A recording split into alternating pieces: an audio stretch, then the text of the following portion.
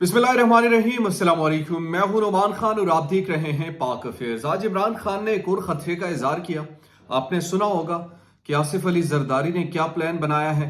इमरान खान को ये क्यों महसूस हो रहा है कि मुझे दोबारा मारा जा सकता है या मुझ पर अटैक किया जा सकता है, और ये जो है खास तौर पर दहशतगर्द तंजीम की तरफ से किया जा सकता है। इस इंफॉर्मेशन के पीछे इमरान खान के क्या राज है या इमरान खान क्या करना चाहते हैं। क्या इमरान खान दोबारा सड़कों पर निकलने वाले हैं? बड़ी इंपॉर्टेंट एक आज की वीडियो है, खासतौर पर इनसाइड डिटेल है जो मैं आपके सामने रखने वाला हूं। दूसरी तरफ इलेक्शन के चांसेस मजीद कम हो गए। इस इंपॉर्टेंट हुकूमत ने यह तहिया किया है कि जब तक इमरान खान को टिकाने नहीं लगाते तब तक हम इलेक्शन में जा ही नहीं सकते।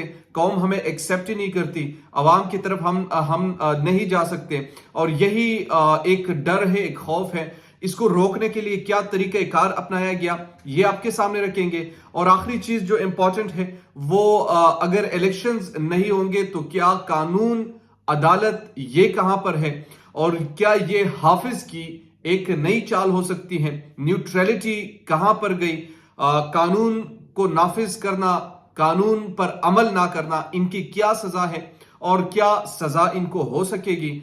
इंपॉर्टेंट हुकूमत को बचाने वाले कौन हैं, इनको सपोर्ट करने वाले कौन हैं, क्या कोई खुफिया तौर पर इनको सपोर्ट तो नहीं कर रहा जो कैमरे के सामने न्यूट्रलिटी का शोर मचा रहे हैं। बड़ी इंपॉर्टेंट चीजें आज कह देते हैं आपके सामने।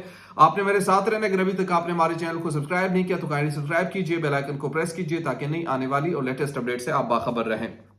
नाज़रीन किराम, सबसे पहले आज इमरान खान ने कौम से खिताब किया और इस खिताब में उन्होंने बड़ी एक खदशे वाली बात की, और ये बात उन्होंने की कि मुझ पर दोबारा अटैक करने का एक प्लान बनाया गया है। और ये प्लान इस मरतबा आसिफ अली जरदारी की सरबराही में बनाया गया है।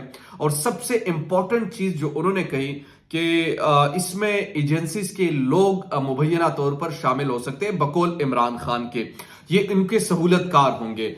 अब सहूलतकारी वो किस तरह करेंगे, कैसे करेंगे, इस पर आने से कबल आसिफ अली जरदारी के जरा तारीख हम देखते हैं कि क्या वाकई आसिफ अली जरदारी ऐसी कोई हरकत कर सकते या नहीं कर सकते।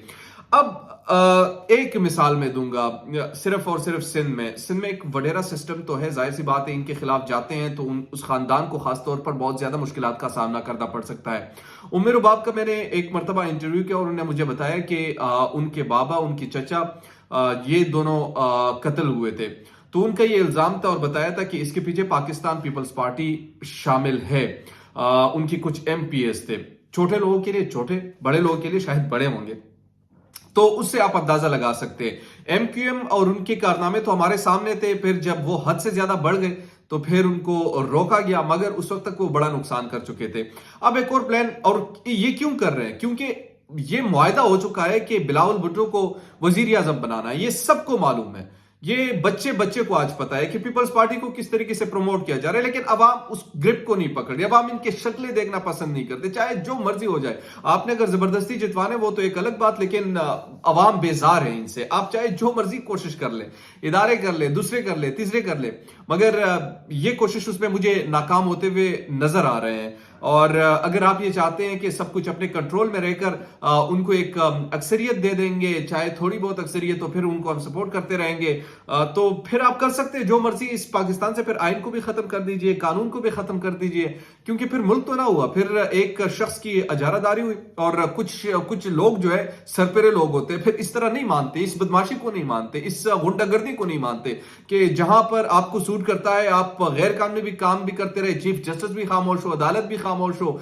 कोई आपको रोकने वाला ना हो, कोई आपको टोकने वाला ना हो, आपके पास ताकत है और उस ताकत की वजह से, कुछ डर की वजह से खामोश हो जाए, तो ऐसा पॉसिबल नहीं है। ये आप किस दुनिया में रहते, बड़े बड़े आए और बड़े बड़े चले गए, वो उनको पता भी नहीं है कि वो कहां पर है आजकल, उनकी कब्रों तक कोई निशानात नहीं है। तो आपने जो मर्जी कर लीजिए, मगर इस कौम से इन पर थोड़ा सा रहम कीजिए जो कौम के साथ आप कर रहे हैं। आपने जरदारी को लाना है, आपने बिलावल को लाना है, उसके हजार तरीके और हैं।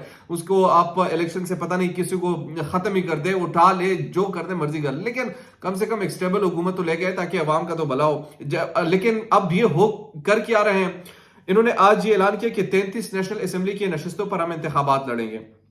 अब इसमें से होगा क्या, होगा ये कि कुछ जीतने की पोजीशन में तो नहीं है, लेकिन कुछ हल्के इनको जिताए जाएंगे। जो इस गवर्नमेंट को स्ट्रांग करने के लिए, ये मैं आपको इनका प्लान आपको बता रहा हूं कि इस वक्त प्लान ये क्या बना रहा है।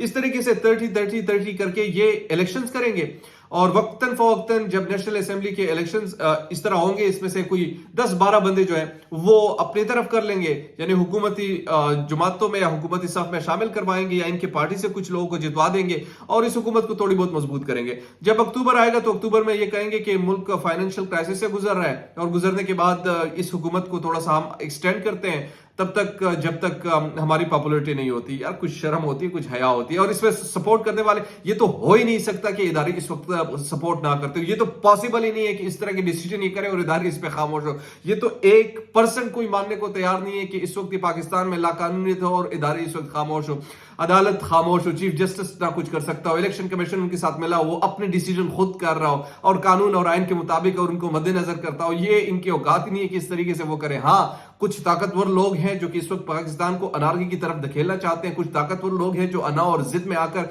इन चोरों को हमारे सरों पर दोबारा जबरदस्ती मुसल्लत करना चाहते हैं। कुछ ऐसे ताकतवर लोग हैं जो इस तरीके से दोबारा इमरान खान का जो पीक है वो खात्मा करना चाहते हैं, उनको इख्तिदार नहीं देना चाहते और वो साफ नजर आ रहे हैं। वो भुट्टो के साथ भी वही हुआ। वो अब हम खुद, पहले हम तारीख में देखा करते थे, अब खुद देख रहे हैं कि यार किस तरीके से ये करते हैं, लेकिन कोई रोकने वाला नहीं, कोई टोकने वाला नहीं, कोई अदालत केस समाप्त तक सुनने वाले नहीं, अदालतों के इवन ऑर्डर्स तस्लीम करने को कोई तैयार नहीं। उस दिन आपने देखा फवाद चौधरी को यहाँ उधर चीफ जस्टिस चीख रहे थे कि भाई मेरे सामने लेके आओ, लेकिन उनके ऑर्डर को जूते के नोक पर रखकर ये इस्लामाबाद लेके आ गए। तो क्या ये कोई ताकतवर शख्सियत जो है वो इसके पीछे ना हो, ऐसी कोई हरकत हो सकती है?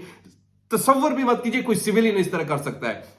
अगर आपने इस वक्त इल्जाम पुलिस पर लगाने या किसी और सियासतदान पर लगाने तो खुदा की कसम उन पर मत लगाइए, उन पर तरस खाइए। जो लोग कर रहे हैं उनका साफ तौर पर नाम ले कि यार ये हरकतें ऐसे हो रही है, वरना टेस्ट कर लीजिए, उन पर थोड़े से नजर रखिए, उनकी तमाम चीजें राब्ते डिस्कनेक्ट कीजिए, फिर आप देखिए केसेस लगे हों और फिर ये इस किस्म के फैसले हों और फिर ये चीजें हो ही नहीं सकता। बहरहाल पाकिस्तान है वो धकेलना चाहते हैं, चाहे जिस तरफ लेकर जाना चाहते हैं लेकर चले जाए, लेकिन अगर आप इससे ये तवक्को रख रहे हैं कि हम पाकिस्तान में इसके बगैर ही सब कुछ चला लेंगे तो ऐसा हो नहीं सकता। बहरहाल इमरान खान ने ये कहा है कि आसिफ अली जरदारी जो है वो मेरे कत्ल के अब पीछे है और दहशतगर्द तंजीम से उनने बात की है, उनने करप्शन का पैसा चलाया उन पे और एजेंसीज के कुछ लोग उनके सहूलतकार हैं और वो मुझ पर फिर अटैक करना चाहते हैं। फिर ये ऐद भी किया, उन्होंने कहा कि मैं घर तो नहीं बैठूंगा, आपने अगर डराना है धमकाना है जो मर्जी करना है आप कर लीजिए,